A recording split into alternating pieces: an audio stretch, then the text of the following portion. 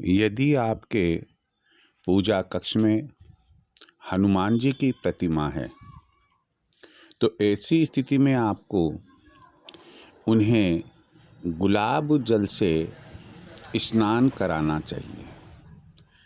प्रत्येक मंगलवार को आप हनुमान जी की प्रतिमा को गुलाब जल से स्नान अवश्य कराएं।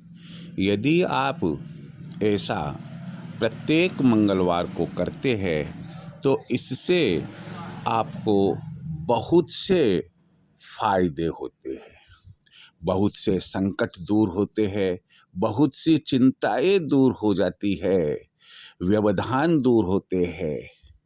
इससे आपके घर में सुख शांति बनी रहती है। यदि घर में बच्चों को बार बार नज़र लगती है तो वह नज़र नहीं लगेगी।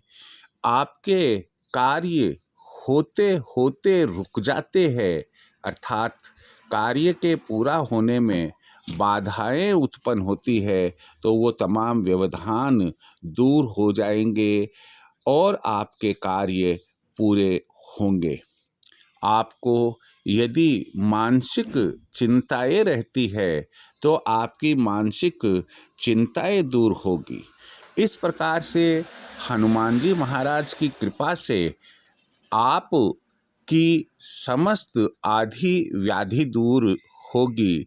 हाँ, अब यहाँ जो सावधानी रखनी है वह यह रखनी है कि हनुमान जी की प्रतिमा जिसे आप प्रत्येक मंगलवार को गुलाब जल से स्नान कराते हैं, उस प्रतिमा को स्नान कराने के बाद जो जल थाली में बचता है, इसका मतलब यह हुआ कि आपको स्नान थाली में ही करवाना है। वह थाली नई होनी चाहिए। दूसरे किसी देवी देवताओं को स्नान कराई हुई थाली आप काम में नहीं ले सकते। केवल हनुमान जी महाराज के स्नान के लिए ही उस थाली को काम में लेंगे। उस थाली में जो गुलाब जल स्नान कराने के बाद बचता है, आप उस गुलाब जल को घर के बाहर किसी वृक्ष में डाल देंगे। लेकिन अति सावधानी रखने वाली बात यह है कि वह वृक्ष जिसमें आपने स्नान कराया हुआ जल डाला है, वह वृक्ष पीपल का या बरगद का नहीं होना चाहिए।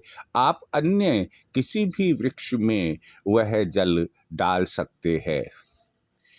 एक और महत्वपूर्ण बात यह है कि यदि आप इस प्रकार लगातार कम से कम 11 मंगलवार श्री हनुमान जी की प्रतिमा को गुलाब जल से स्नान करा देते हैं तो 11 मंगलवार के बाद आपको इसके अनुकूल प्रभाव मिलना प्रारंभ हो जाएंगे।